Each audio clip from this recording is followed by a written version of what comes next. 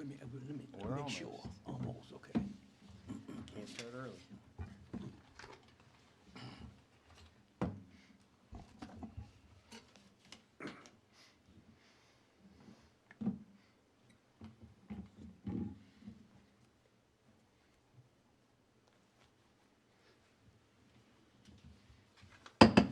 Good evening. I'd like to call to order the December 5th meeting of the Goochland County Planning Commission. Mrs. Parker, do we have a quorum? Yes, sir, we have a quorum. All right, let's all rise for the Pledge of Allegiance and invocation. I pledge allegiance to the flag of the United States of America and to the republic for which it stands, one nation, under God, indivisible, with liberty and justice for all. Please remain standing and bow your heads. Lord, guide us and as we deliberate tonight, may we make our decisions based on good planning and fairness to all applicants.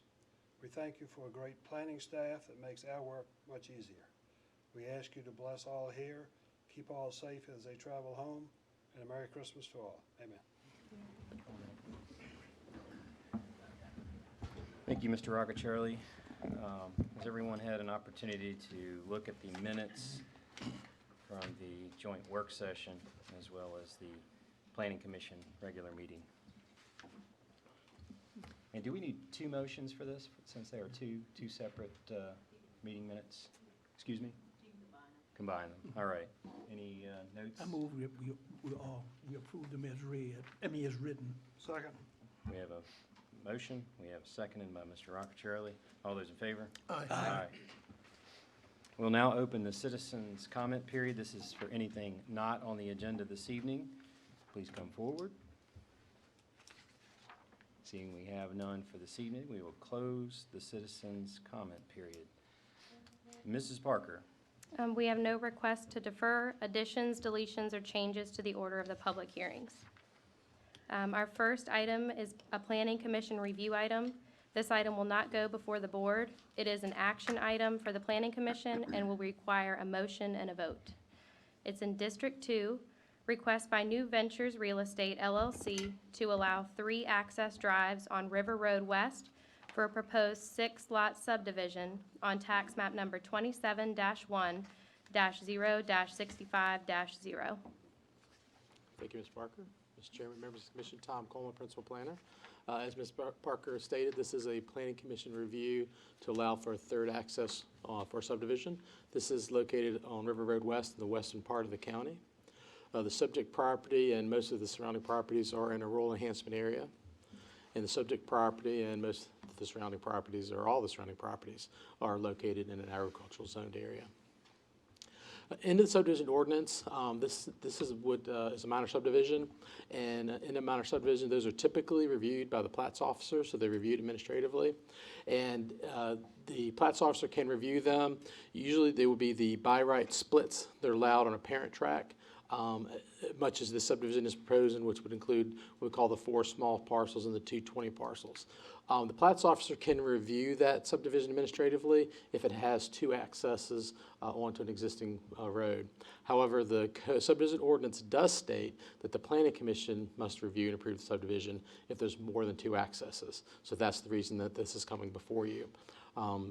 What you'll see on the map behind you, I will show out just this is their tentative layout and show you where those proposed accesses are. With what they have shown, the driveways would have to meet access management requirements. We have notified the applicant that because of access management, while they have plenty of room for 3 accesses, they may have to relocate them or not locate them exactly as shown in that plan. And when they do, subject to the Planning Commission's approval, when they do submit the plats, we'll finalize the location of those driveways. But with that said, they have plenty of room for 3 accesses if the Planning Commission looks favorably on this, but they might not be located where they're shown on this plan. And that concludes my presentation. I'd be happy to answer any questions. Are there any driveways there now? There's one existing driveway. One existing. Looking over to the screen behind you, right there, to the existing structure. That one, that one is only, that one only essentially serves, what is it, lot number, is that lot Correct. number 3 or 5? I can't read it from here. Yeah. The one that says 20.1 acres. Right, it would serve, exactly, it would serve So- this house on this lot. So none of those, other lots really have, Those are all proposed those are lots. all proposed lots? Yes, sir. Okay. So actually, it'll be 4 entrances on the, It would be, they would be allowed to have 3. And I you think get rid of the one that he's talking about. either that would end up, either the existing one would end up becoming one of the 3, or they would have to do away with that and locate 3 more.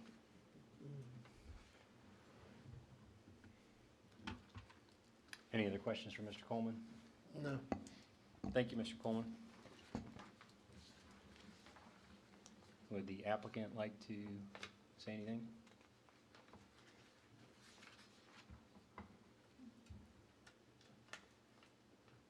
All right.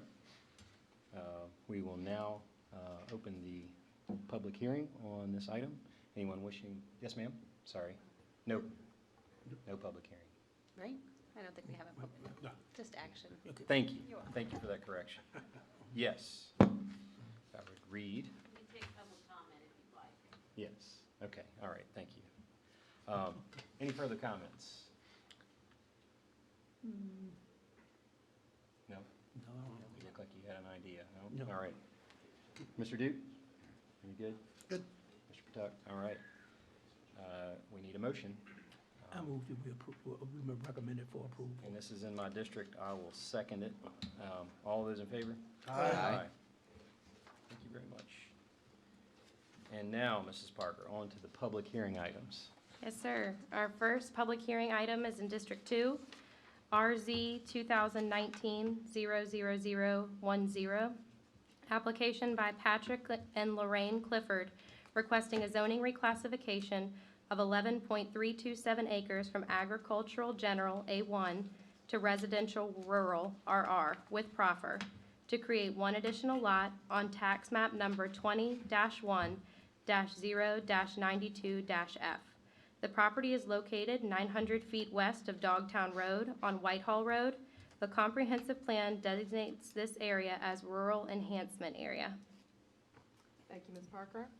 Members of the commission, this is a rezoning request from the applicants Patrick and Lorraine Clifford to rezone an agricultural piece of property to rural residential so they can subdivide the property.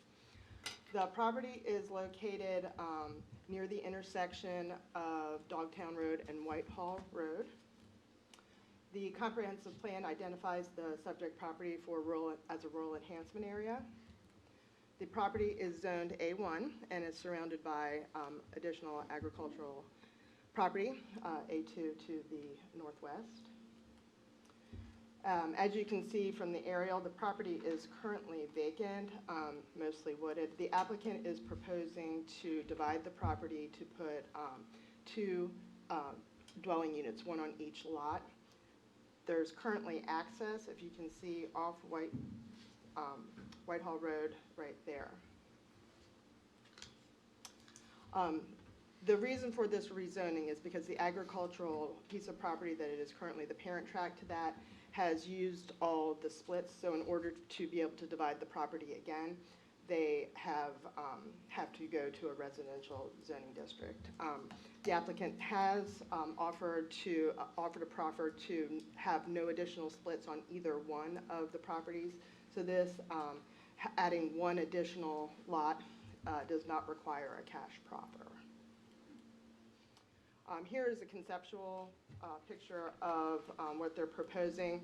The specifics as to exactly where the property line will fall would have to meet the rural residential minimum of 5 acres, and this would all be decided during the subdivision process, and same with access. That would also be figured out during that process.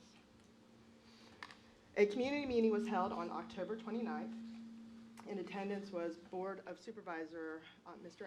Alvarez and Planning Commissioner Mr. Myers. Mr. Clifford and his father. Also in attendance was the applicant's representative, Mr. Dabney, and 2 additional citizens. There were questions regarding the use of the zoning action as well as access to the property and the rezoning process. All comments received were favorable, and as I mentioned, the applicant has offered the proffer that reads, neither lot created will be allowed to have any further divisions.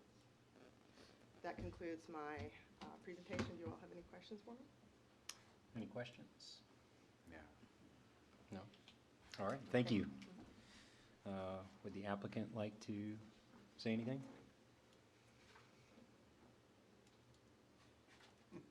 No? All right.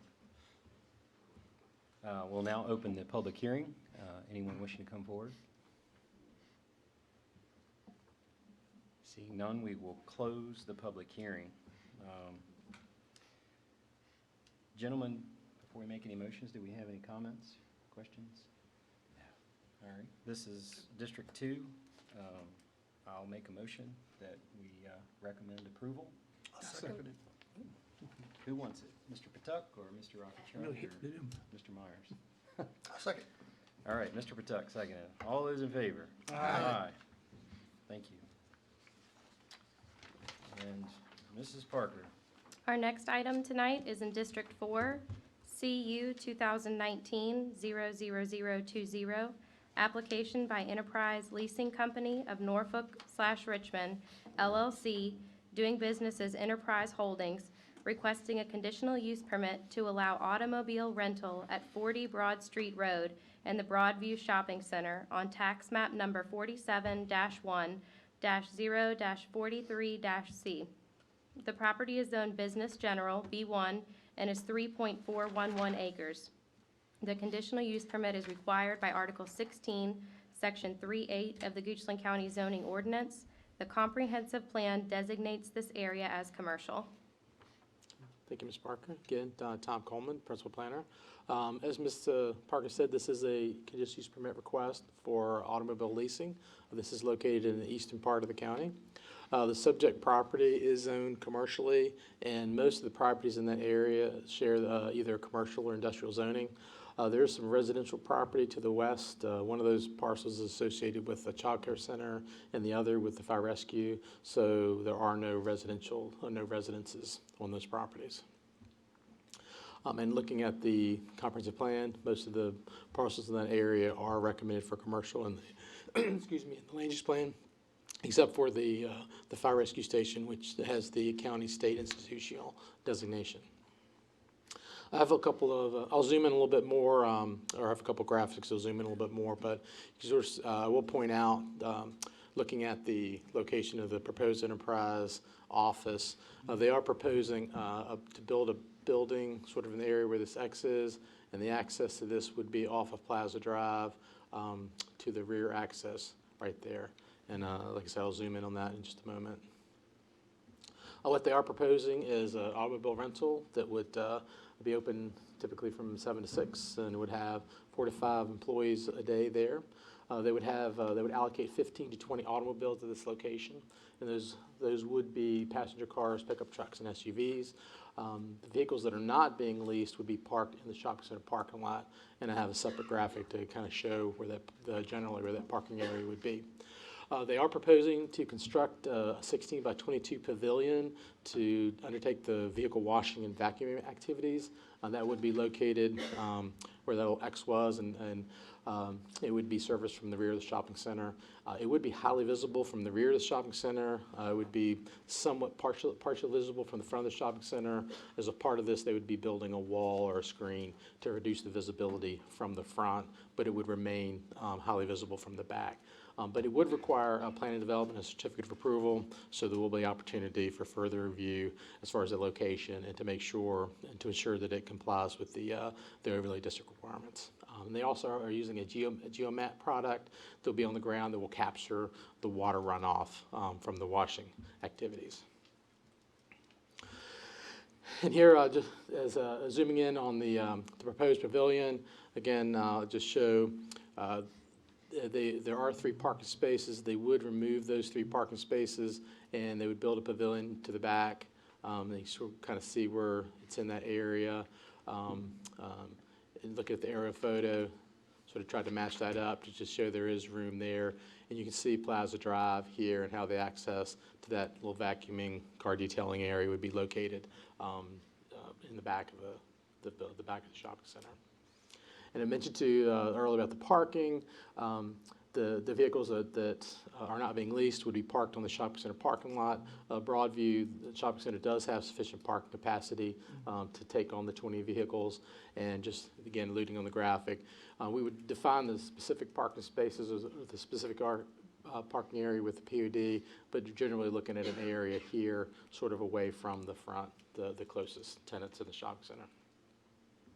There was a community meeting in October. Mr. Rocket Charlie and Mr. Patek and 4 attendees were present.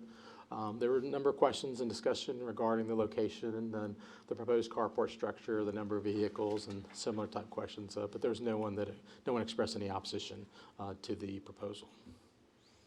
Looking at the CUP conditions, the first one would limit it to the automobile use, and it sort of defines the word automobile to the passenger vehicles, as it mentioned earlier. The second one would require the plan of development. The third one would have their site plan just conform generally to the site plan that was included in the application. Number 4, prohibit any outside storage of the supplies related to the business. Number 5 would limit them to no more than 20 automobiles, excluding employee automobiles allocated to this location or parked in this location. Number 6 would require all the automobile washing and vacuuming to take place where it's designated on the plan of development. The 5th one would recommend an expiration for 5 years out, January 2025. And the last one is our standard condition regarding the transfer of ownership or lease of the property. And that concludes my presentation. I'd be happy to answer any questions. Any questions for Mr. Coleman? I don't know what a geomat is, but if it collects water, where does it eventually go? I could probably defer to the applicant. I've seen a spec sheet on it, but the idea is that it doesn't go directly in surface runoff or directly into the county system. Thank you, Mr. Coleman. Would the applicant like to come forward?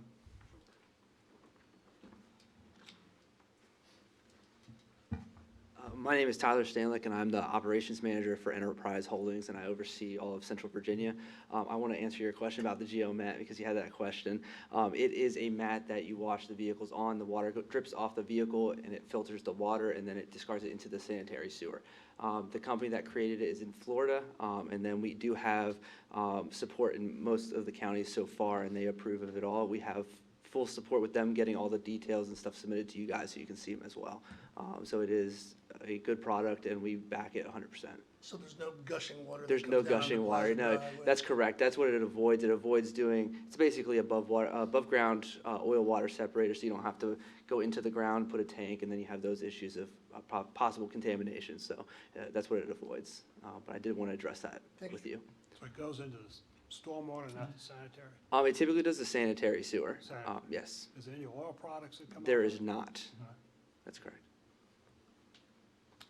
Any other questions for the applicant? Thank you very much. Thank you guys so much. We will now open the public hearing. Anyone wishing to come forward?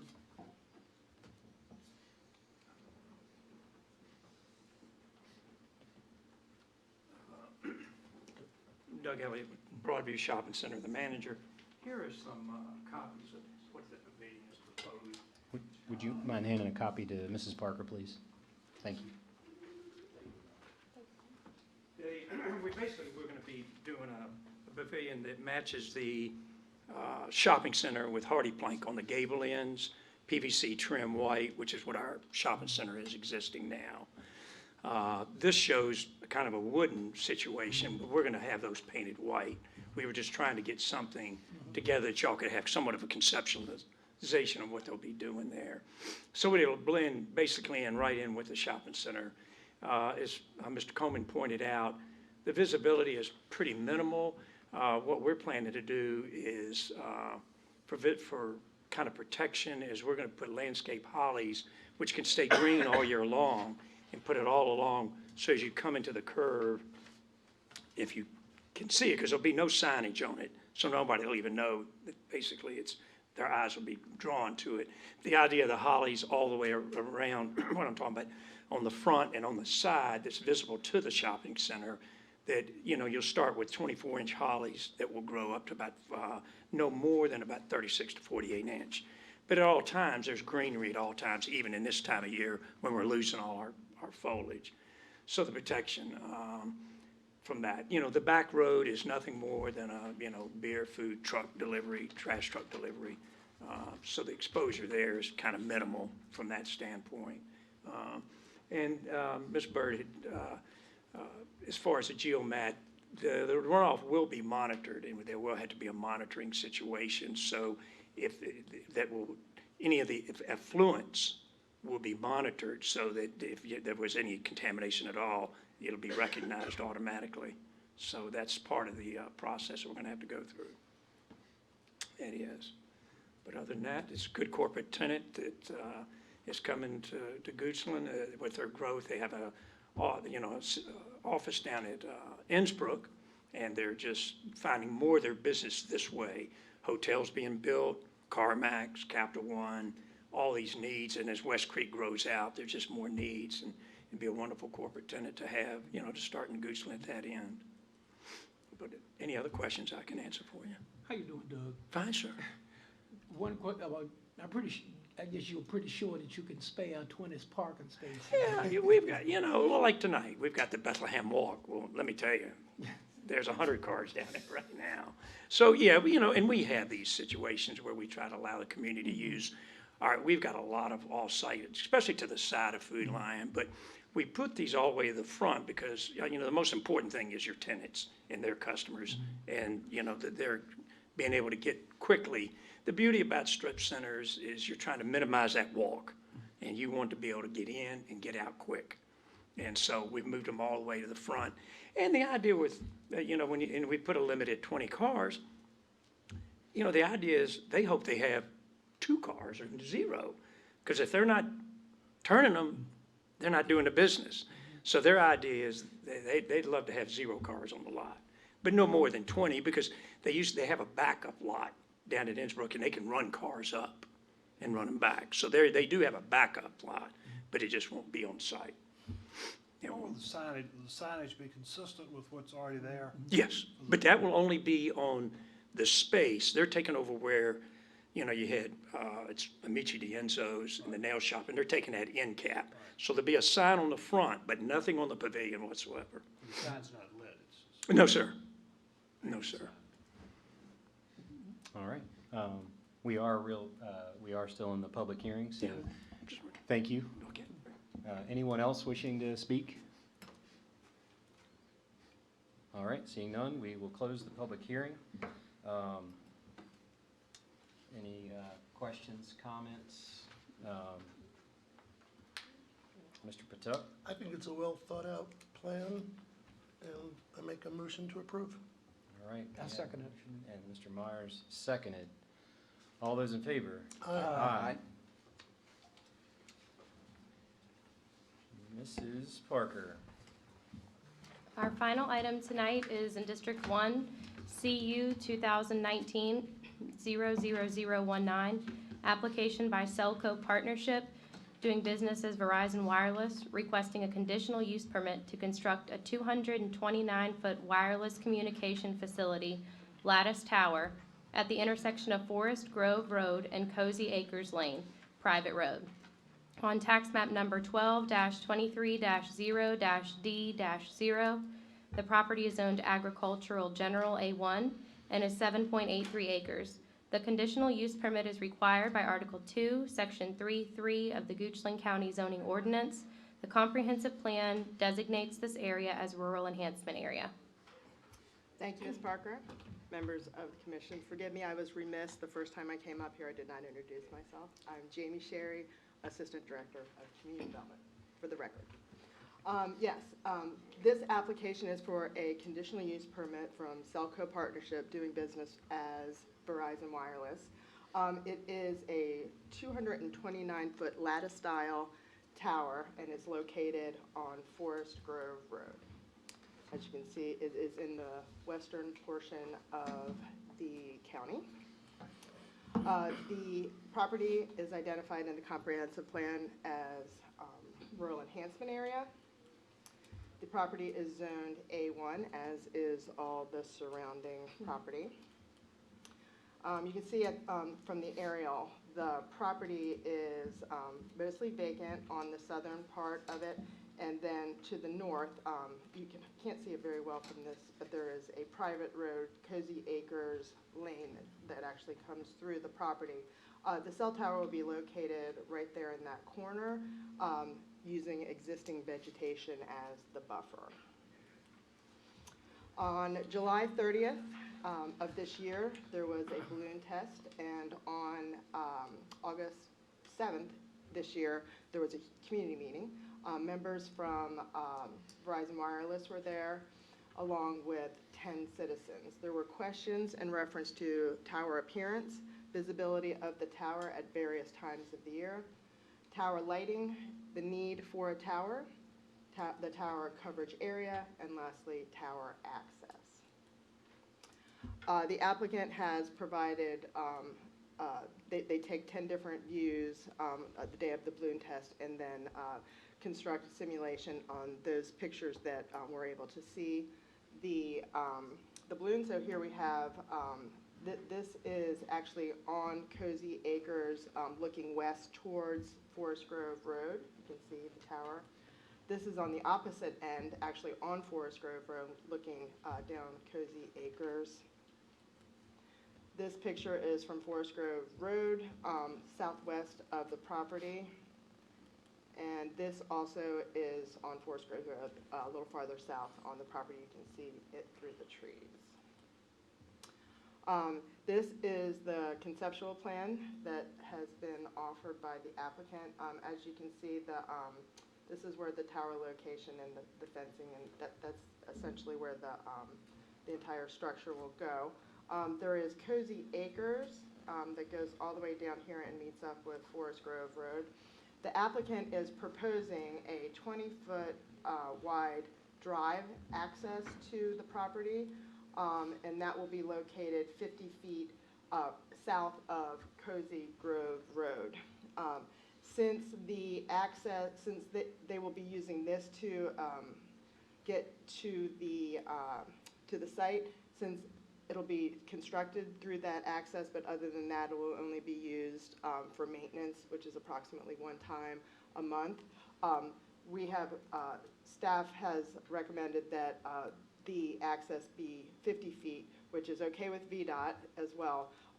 But this is a waiver from the 125-foot access management requirement. So this would be a waiver. And I'll go through it when I go through the conditions, but we've put in a condition in there that regulates the access. So there's going to be a barrier on each side to keep people from driving back and forth. The reason for doing this is the applicant was unable to secure an agreement with the property owner just to the north, and so they've had to do the separate drive. As I mentioned, the tower is in that wooded portion. They're going to be using existing trees as their buffer. Due to the height at 229 feet, it will be required to, the FAA will require them to light the tower. And then lastly, the tower will fall within the site if in fact that happens. Conditions, most of them, as I mentioned before, are your standard conditions. The use for the tower, the conceptual plan for them to build it in conformity with that. A POD will be required. And as I mentioned, this is a tower that is 229 feet. That's the maximum height. They would have to be regulated and comply with all FCC and FAA regulations. Security, they would have a fence surrounding the base of the tower. No interference in any existing electrical or other communication devices. The color for the tower would have to be neutral. along with any conductors or wirings. Buffer, as I mentioned, they're planning on using the existing greenery, existing woods around the tower. Oh, I already mentioned the fence, actually. And this is the same slide. Let's see, that's weird. Anyway, the county co-location is consistent with what we've used in the past. It talks a little bit about, the rights and how they go about securing that location. Construction time, they will have to commence construction within 2 years. Number 12, this is the one that I had alluded to that we have added. Basically, access management driveway spacing waiver. Essentially, we are saying that it needs to be at least 50 feet from the existing Cozy Acres Lane, 20 feet wide, and must be able to sustain like any of the other requirements of the fire marshal. And as I mentioned, a barrier on each side is required, and along with an area for the cars to pull up to be able to safely get out and open the barrier.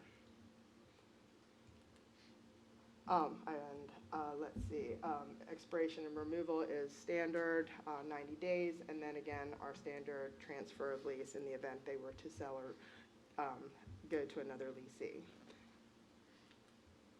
That concludes my presentation. I'd be happy to answer any questions.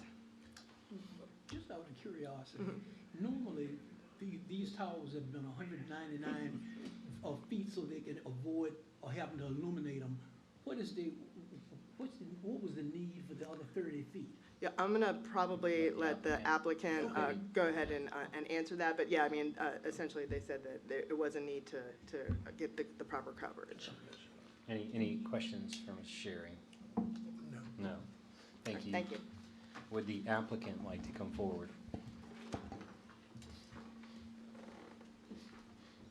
Good evening, Mr. Chairman, members of the commission. Nice to see you. My name is Lori Schweller, attorney with Williams Mullen, representing Verizon Wireless, and Jeff Holland is with me, the zoning administrator for this particular site within BNC. I do have a presentation, but I'll probably cut it short as Ms. Sherry covered most of the things I needed to talk with you about.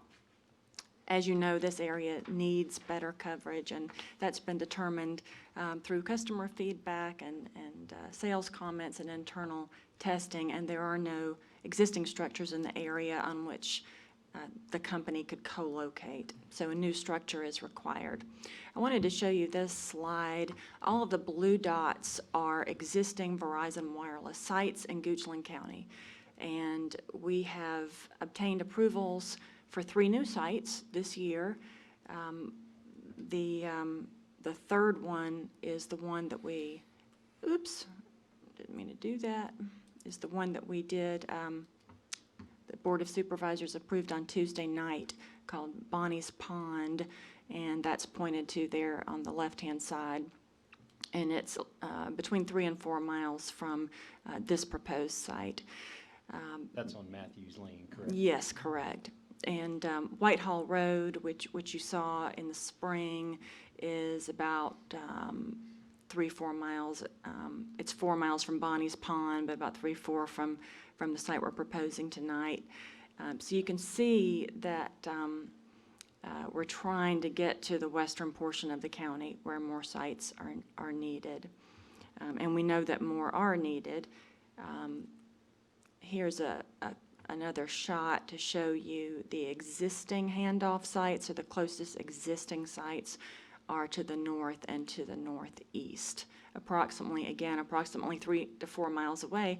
And the reason for that is these sites propagate about 2.5 to 3.5 miles, so you need to have them about 3 to 4 miles apart so that as you're moving from one to another, you have that seamless coverage and don't lose your coverage.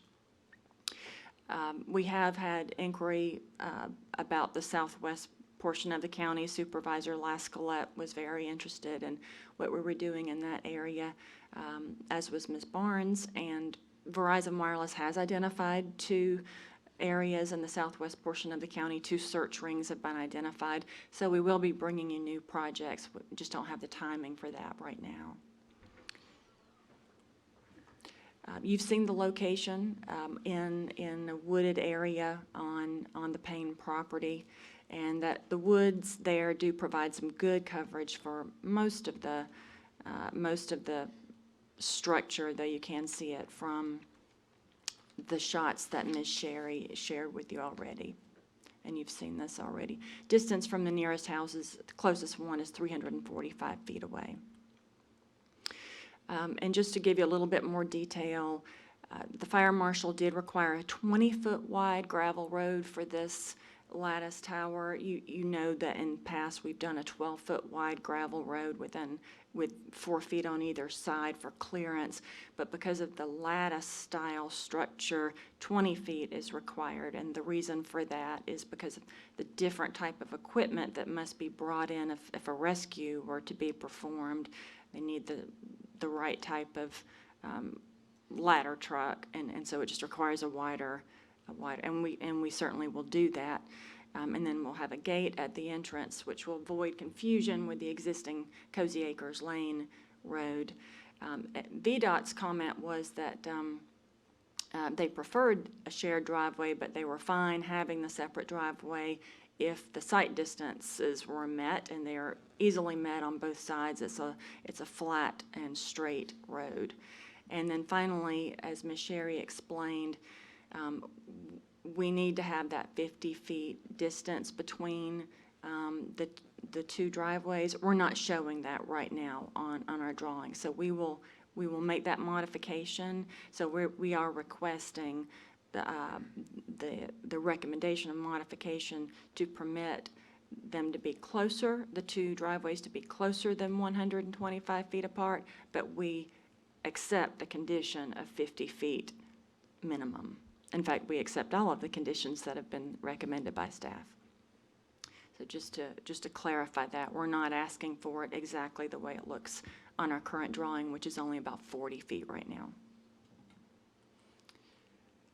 And there's the overall site plan, very similar to those you've seen before. The difference in the elevation, as Mr. Myers pointed out, is that what we're seeing here is a little bit taller structure. And because it is a taller structure, the lattice tower design is required for the extra strength. The answer to your question about why a taller structure is needed, RF engineers have told us that for this particular location and the connection to the existing sites and future sites, this is the height that they need. I wish I could tell you more. Not being an engineer, I can't explain it further, but they've assured us that they do need 225, and then we have the 4-foot lightning rod, which brings it to 229. The lighting will be provided in according to FAA regulations, and with that lighting, there's no danger to air traffic.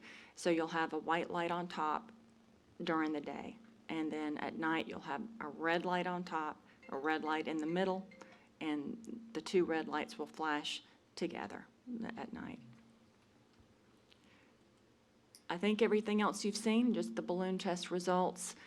As Ms. Sherry pointed out, the red dots show you where the balloon was visible, and then it was not visible in the blue locations. I've got those photos if you want to see them, but otherwise that concludes my presentation, and I'll take any other questions you might have. Any questions for Mrs. Schweller?